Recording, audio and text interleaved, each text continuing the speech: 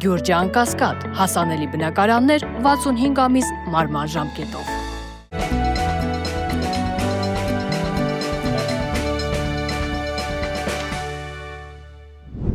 Բարև ձեզ։ Փաստինֆո եթերում շարունակում ենք հետևել միջազգային իրադրությանը։ Սկսենք Հայաստանից։ Հայաստանի վարչապետը օրեր առաջ հայտարարում էր, թե Հայաստանը պետք է իրականացնի սահմանադրական բարեփոխումներ, եւ որ ամենակարևորն է, անկախության հռչակագիրը չի լինելու նոր սահմանադրության հիմքում։ Անկախության հռչակագրի փոխելու հարցը դեր դրել էր Ալիևը 2 տարի առաջ։ Հիմա փորձենք հասկանալ ինչն է պատճառը եւ ինչ է ցանկանում սրանով ասել Ալիևը։ Ինչով է անկախության հռչակագիրը խանգարում Ալիևին։ Այն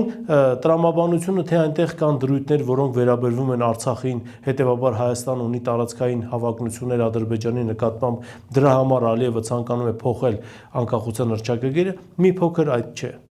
Անկախության հռչակագրում կան ավելի կարևոր հոդվածներ, որոնք ավելի շատ են անհանգստացնում Ալիևին։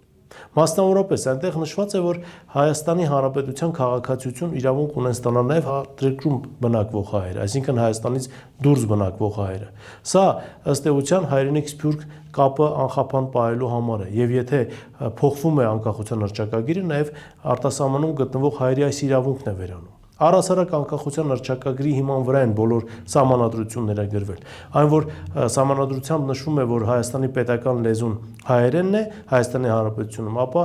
նույնը նշված է նաև անկախության հռչակագրում։ Եթե անկախության հռչակագրից սա հանում ենք, նշանակում է, որ մի օր պայմանականորեն, եթե օրինակ 300,000 ադրբեջանցիներին Ալիևը կարողացավ տեղավորել Հայաստանում եւ կոմպակտ բնակության վայրեր ունեցան իրենք, ապա կարող են հարց բարձրացնել այդ հատվածում ադրբեջաներենը տարածաշրջանային լեզու հռչակելու մասին հարցը։ Չէ՞ որ դա չի հակասում Հայաստանի սահմանադրությանը, քանի որ անկախության հռչակագիր այլևս չի լինելու։ Բացի այդ, Հայաստանի Հանրապետությունը հետամուտ է, որպեսզի միջազգային ճանաչում ստանա հայոց ցեղասպանության ճանաչումը։ Սա նշված է անկախության հռչակագրում։ Հիմա եթե մենք սա հանում ենք, նշանակում է, որ ինքնըստինքյան այս հարցն է դուրս գալիս Հայաստանի Հանրապետության արտաքին քաղաքականության առաջնահերթություններից։ Ում է սա ձեռնտու, բնականաբար Ադրբեջանին եւ Թուրքիային։ Իհարկե այս ամենը չեն կարող ասել Ալիևը եւ Էրդողանը, բայց նրանք առաջ են քաշում Լեռնային Ղարաբաղի հետ կապված խնդիրը։ Այն որ Լեռնային Ղարաբաղի հետ կապված խնդիրը այլևս չի անհանգստացնում Ալիևին, դա փաստ է։ Ինքը ստացել է այն, ինչ ցանկանում է։ Աշխարհը աչքերը փակեց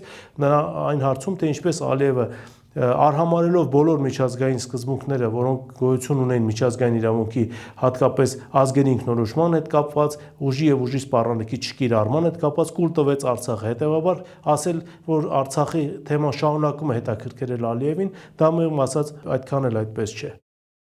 Ալիևի հիմնական խնդիրն է ամբողջապես չեզոքացնել Հայաստանից եկող վտանգը, այնտեղ իրականացնել համակարգային փոփոխություններ, այնպես անել, որ այլևս չլինի հայրենիք սփյուռք կապը, այնպես անել, որպեսզի հայոց լեզուն պետական մակարդակով չլինի Հայաստանի Հանրապետության լեզու, այնպես անել, որ Հայաստանը հետամուտ չլինի հայոց ցեղասպանության միջազգային ճանաչմանը։ Այ դրա համար են Ալիևը Էրդողանը մտել խաղի մեջ, եւ դրա համար են նրանք պահանջում օր առաջ փոխել սահմանադրությունը հրաժարվելով անկախության հռչակագրից։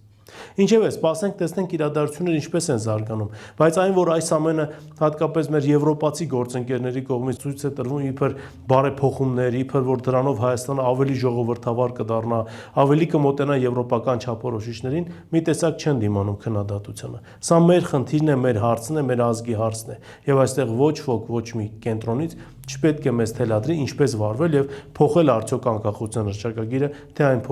թողել անփոփոխ։ Սպասենք տեսնենք, թե ինչպես են զարգանալու իրադարձությունները։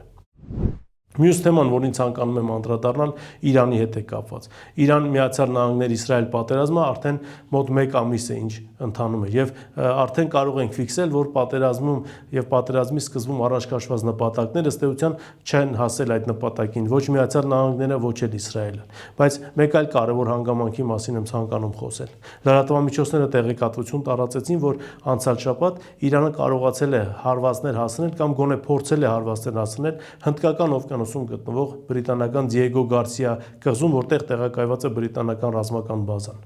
Իհարկե նշում են, որ 2 բալիստիկ հրթիռներից մեկը տեղ չի հասել տեխնիկական խափանման պատճառով, երկրորդն էլ խոցվել է հակօդային պաշտպանության համակարգերի կողմից, բայց խնդիրը այն չէ, տեղ են հասել հրթիռները թե ոչ, քանզի հրթիռները միշտ էլ կարելի է կատարելագործել եւ այնպես անել, որ նրանք մի օր հասնեն տեղ։ Խնդիրն այն է, որ Իրանը ունի նաև տիեզերական տվյալներ, թե որտեղ է կոնկրետ գտնվում Դիեգո Գարսիա կղզին, հստակ կոորդինատներ ունի եւ այս հարցում բնականաբար նրան աջակցում են այն պետությունները, որոնք նաև արբանյակների խոշոր խմբավորում ունեն տիեզերքում։ Սա առաջին անգամ է, երբ Իրանը ուղիղ թիրախավորում է բրիտանական կղզին, այն ժամանակ, երբ դա համարվում էր ըստ էության անհասանելի իրենց համար։ Բացի այդ, բավականին հետաքրքիր է Տրամպի նոր որոշումը, որ իրանյան նավթի վրայից ինքը առաջարկում է հանել պատժամիջոցները։ Սա տարօրինակ որոշում է, քանզի պատերազմող երկրի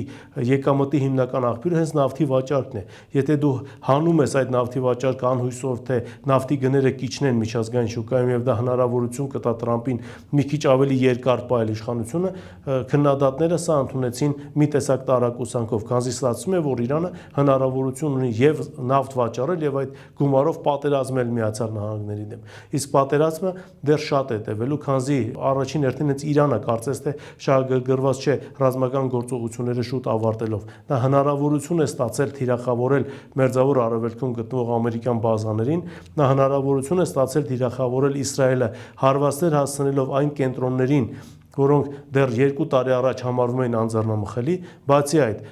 շարքից հանելով բոլոր ռադարները ամերիկյան, Իսրայելի պաշտպանության հատվածը բավականին խիստ թուլացել է եւ Իրանը հնարավորություն ունի նաեւ կոնկրետ արդեն հարվածներ հասցնել Իսրայելին։ Իսկ Միացյալ Նահանգները հիմա էլ դիմում է արաբական երկրներին ծոցի, պահանջելով մի քանի տրիլիոն դոլար, որպեսզի վճարեն իրեն, որ ինքը կարողանա ապահովել այդ պետությունների անվտանգությունը։ Փակ շղթա է ստացվում եւ կարծես թե երկներ չի երևում, թե ինչպես են Միացյալ Նահանգները եւ Իսրայելը դուրս գալու այս տարօրինակ պատերազմից, պատերազմ, որ կարող էր չլինել, եթե կողմերը որոշեին առաջին հերթին իհարկե Միացյալ Նահանգները, որ հարցը կարելի է կարգավորել դիվանագիտական բանակցությունների միջոցով։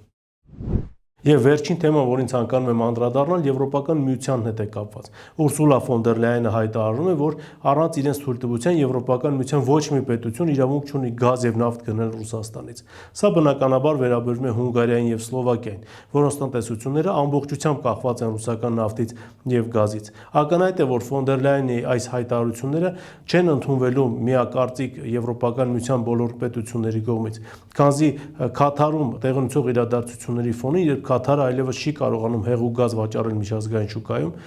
Իրանում տեղի ունեցող իրադարձությունների ֆոնին ռուսական գազը ըստ էության մնում է միակ այլընտրանքը, որ հնարավորություն կտա Եվրոպային տնտեսությունը պահել գոնե այս վիճակում։ Միացյալ Նահանգները ինքը ունի բավականին լուրջ խնդիր գազի հետ կապված եւ արդեն սեփական պաշարներին կպնելով եւ սկսելով սեփական պաշարները սպառել, Միացյալ Նահանգները հնարավորություն չի ունենալու բավարար չափով գազ մատակարարել Եվրոպական միությանը։ Այնպես որ ֆոն դեր Լայենի այս հայտարարությունը առաջին հերթին ինքնասպանության է նման եւ վստահ ենք, որ սա լուրջ հետևանքներ է ունենալու Եվրոպական միության քաղաքական վերնախավի քաղաքական ապագայի համար։